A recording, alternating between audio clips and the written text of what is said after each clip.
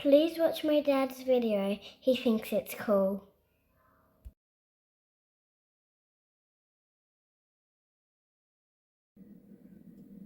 Hey guys, just a short video on the install of my 24-pound water snake electric motor. Decided to put this one in the footwell. Most people will probably connect it and attach it to the side of their kayak. I'm going to put it through the Hobie cassette and we'll see how it goes. Stand by. Just do a quick walk around, show you exactly where the motor is going to be going.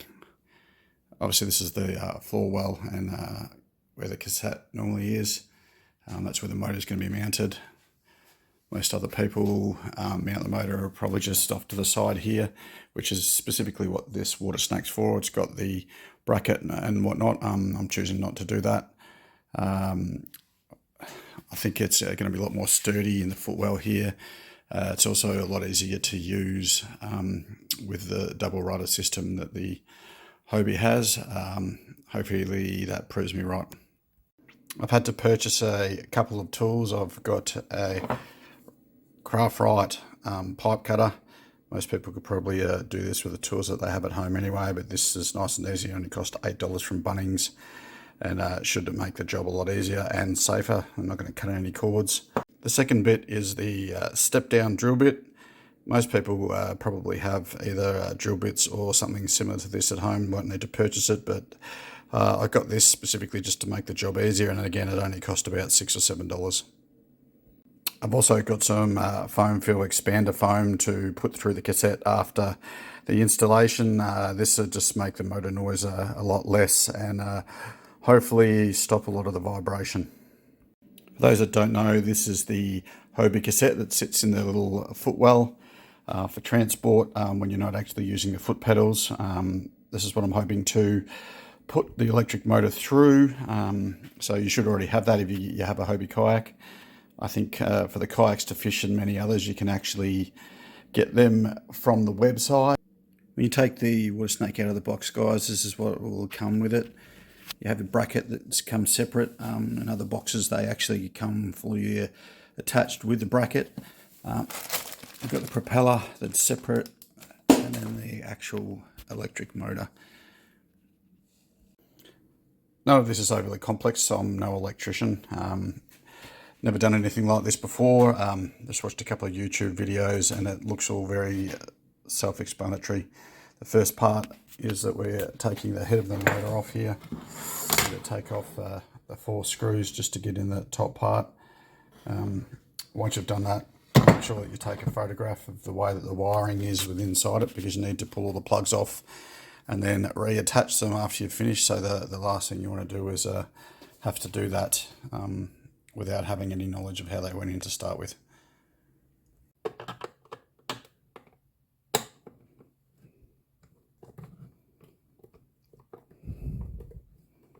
Just take your time. No need to rush any of these parts. It's just the 4 screws to undo, and then the top part of the motor will pop off.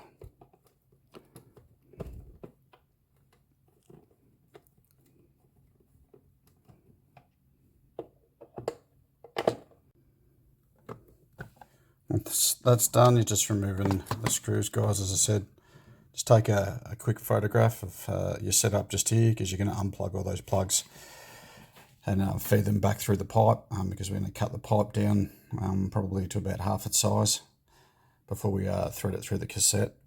At least we'll know how to put it back together once we reattach everything. Not going to lie, guys, getting the wiring off was a bit harder than I thought it would be. I found that if you pop the switches out, you can get through to the wiring underneath, and it's a lot easier to get them off. Now I've removed the top of the motor, guys. We're going to depress this button here, which is going to release the handle, or maybe not. You know what they say, Dad? Never go full. Wrong way. You pull it out, don't push it down. And that should just fully pop out after that.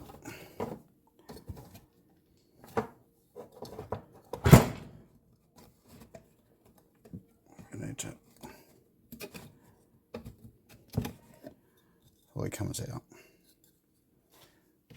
And remove the spring. No, you should be able to leave the spring in there.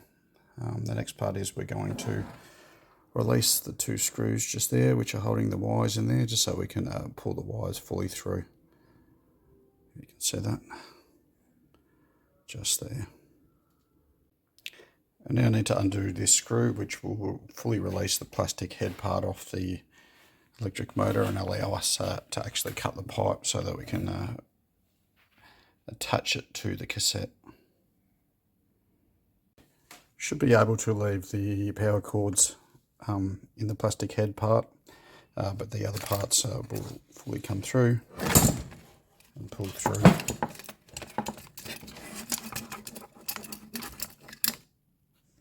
And you get a separation from the plastic head. Kept that plastic head bit off to the side to keep all the spare parts. There's nothing worse than getting to the end and then not being able to find screws, etc. So I've used that as just a bit of a holding plate to keep all the spare stuff for when we reattach everything. Now going to cut the pole. I've done the measurement through the Kayak and the cassette. That's approximately 200 mil. It's going to be different for any Kayak that you use it on, so you really need to individually put it through, make sure that your propeller's not going to hit 200 seems to be a good height for me.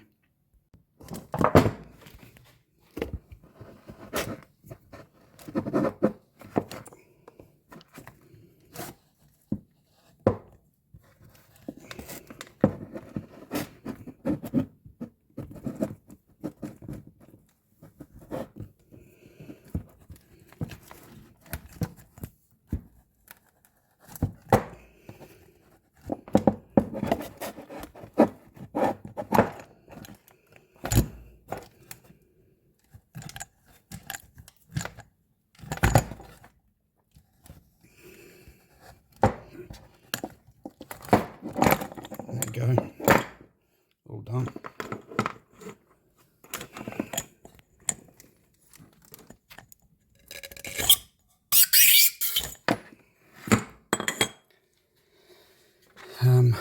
From the videos that I've watched, this isn't really important or anything. They've just pushed it back down further into the pole. Just a bit of a rubber holder of the wires. I'll just push them back down. Next part, we just need to replicate this specifically on the top of the next part, just the screw or drill hole through there, and then obviously the bit that the plastic head sits on. The easiest way I've seen it done is just marking it out with a black texture based off this one, and then continuing it through on the other side. Just wait out and I'll do that right now. Just reverse the pipe and put it back on there, guys, just to line up the holes and make sure that they're right before we're cutting. You know, measure twice, cut once type scenario. It was slightly out, as you can see, so I've just realigned, and hopefully this one works. Didn't do an amazing job with the cutting out, guys, but I think it should still work okay. Hole's slightly bigger than what the screw needs to be. Definitely worth taking your time doing those bits. I think the top parts are only just to thread the cables through, so that shouldn't make a big difference. We'll see. Now I'm going to drill the cassette, guys. I've marked off the center in the middle and on the bottom. Also used a bit of masking tape to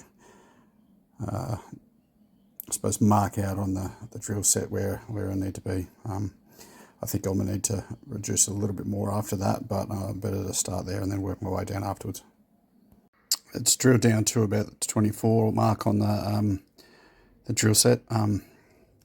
It's almost a perfect size hole. I'm just going to get some a Stanley knife and just try and cut out on the inside. The hole's pretty much perfect to where I need it to be. It just needs to be cleaned up. Stanley knife did not work. I'm just going to have to use the sanding feature on the Dremel and just clean the inside of that out, and should be fine. Alright, clean out, that's perfect. Don't really want to go any further down because then it'll probably be too loose.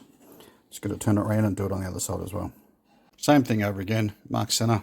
Just going to get the drill bit, drill down, get down to that 24, 26 top stage on the drill bit, then just test it. Should be good to go. Again, just needs a little bit of a clean up.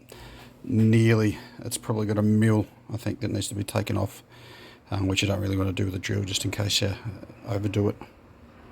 I have worked out the benefit to getting the Kayak bracket kit, guys. The secondary clamp that comes along with the kit actually works really well below the pipe, so you can have, rather than using a hose clamp at either the bottom or the top, which could rust, you can use the secondary clamp that comes with the kit rather than buying the actual bracket. They're around about the same price. So I'm just going to put this bracket on to start with, leave it relatively loose, put the cassette on and then the other bracket at the top. I'm then going to put the cassette in the Hobie and just see where it's sitting. You want it probably about 50 mil off the bottom of the Kayak, so that the propeller's not going to hit it at any point. Did find it quite difficult to thread the wires through, guys, so I've literally just put the old pipe through the cassette. I'm going to thread the wires through and then remove the pipe before putting the new pipe through.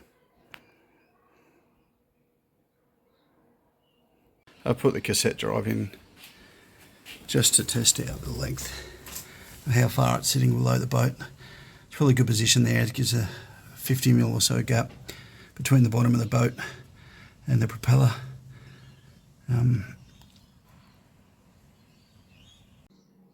This is the motor with both brackets fitted now. Now there's the electronic part. Being that I had so much fun disconnecting it, I think this is going to be a whole lot of fun putting it all back together, but we'll see how we go. I have just clamped the cassette to the desk just to see whether this is going to help me put the electronics back on. Might be a little bit more successful if it's anchored down to the desk. If I was to do this over again, guys, I probably would have attached this bottom part of the head and marked the screw points, drill holes, sorry, before I drilled, so I got them perfect. I don't know how this is, or if this is going to work overly well, but we'll see how we go. Okay, first part done, screws in. Though I thought I didn't do a great job, it seemed to work. It got through in the end. I've put the wires through and connected them down.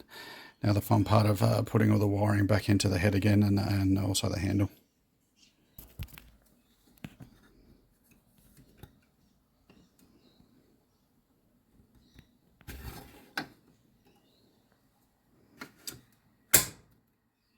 Beautiful. Assuming that the spring goes inside.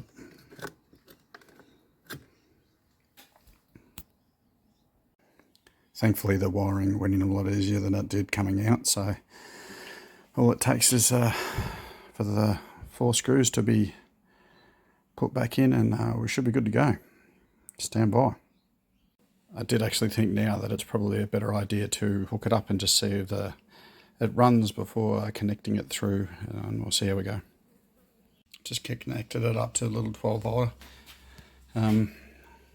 We'll turn it on, see if it runs, I guess.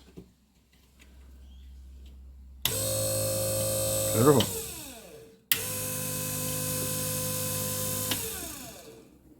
Awesome.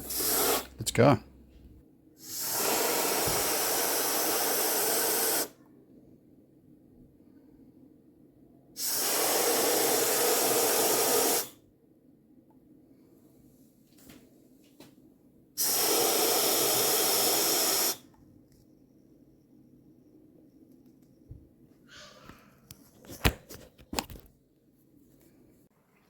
And that's all done, all connected, all ready to go. I thought I might talk to you about a battery setup that I'm going to use for this just really quickly. Got a little 65 amp hour lithium battery in a battery box, just King's. I've had King's batteries before, they run really well. Little battery box. Why I'm using this is because it actually has other points that I can charge my phone and charge other stuff on it, but not only that, it also monitors how much battery life I've got left while I'm running the motor as well. With that amount of amps, I'm assuming I should be able to get a day out of that anyway, so we'll see how we go. I've changed the connection points on the motor. Very easy to do. As I said, I have no idea what I'm doing when it comes to this electrical stuff, and all I did was snip the clamps off and replace it with a different clip. Very easy to do. Works perfectly. Put a little bit of shrink wrap on there just to hold them in place properly. Motor just slots in nicely. Some nice clearance at the bottom here. Just a fair way off the boat. I'm going to run the wires just directly under there and change the connectors onto the battery. That'll only take 2 seconds.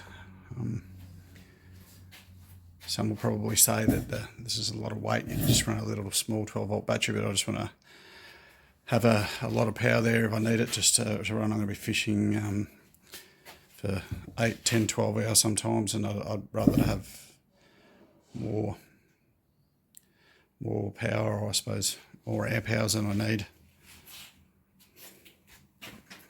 Very happy with the finish, to be honest. Looks good. See you, love you, bye!